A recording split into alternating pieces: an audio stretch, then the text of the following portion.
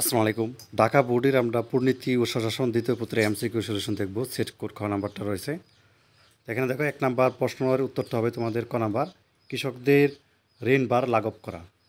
আচ্ছা, 2 এর হচ্ছে খ নাম্বারটা হবে 1937, 3 এর গ নাম্বারটা দ্বিজাতি তত্ত্ব, 4 এর ক নাম্বার, 5 এর ক নাম্বারটা হবে, 6 এর হচ্ছে এখানে খ নাম্বার, 7 এর হচ্ছে খ নাম্বার 2টি হবে, 8 নাম্বারটা হচ্ছে জনগণ, ঠিক আছে।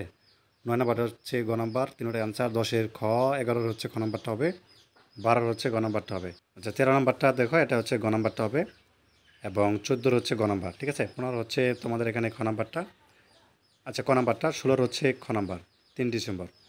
তা 17 নাম্বার এখানে একটু ঝামেলা আছে, তারপর এটা তুমি যেটাই দাও এটাই হয়ে যাবে এখানে, আর ঠিক আছে।